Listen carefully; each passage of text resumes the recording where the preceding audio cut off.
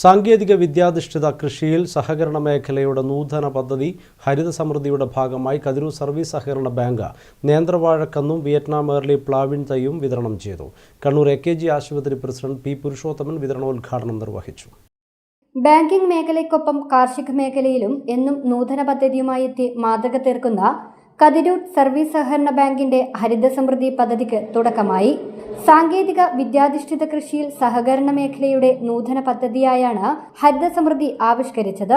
പദ്ധതിയുടെ ഭാഗമായി ബാങ്കിന്റെ കീഴിൽ പ്രവർത്തിക്കുന്ന കർഷക ഗ്രൂപ്പുകൾക്ക് നേന്ത്രവാഴക്കന്നും വിയറ്റ്നാം ഏർലി പ്ലാവിൻ തൈയും വിതരണം ചെയ്തു.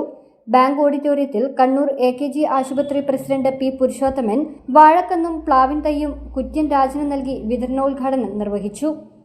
നമ്മുടെ കാർഷിക ഉൽപാദനം വർദ്ധിപ്പിക്കാൻ വേണ്ടി ഉൽപാദനക്ഷമത കൂട്ടാൻ ആവശ്യമായിട്ട് നടപടിക്കുക.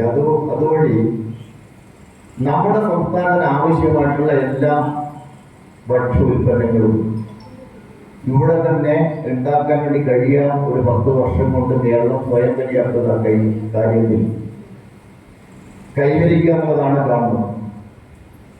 ആ പദ്ധതിക്ക് താങ്ങും തണലുമായി പ്രവർത്തിക്കുന്ന രീതിയിലാണ് ഇപ്പോൾ കതിരൂർ സർവീസ് സഹകരണ ബാങ്ക് മുമ്പോട്ടേക്ക് പോകുന്നത്.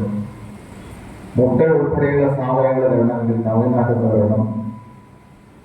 ഈ മറ്റ് സംസ്ഥാനങ്ങളിൽ ലോറി വരവ് നിന്ന് കഴിഞ്ഞാൽ നമ്മുടെ കാര്യം കുറച്ച് ബുദ്ധിമുട്ടാണ്.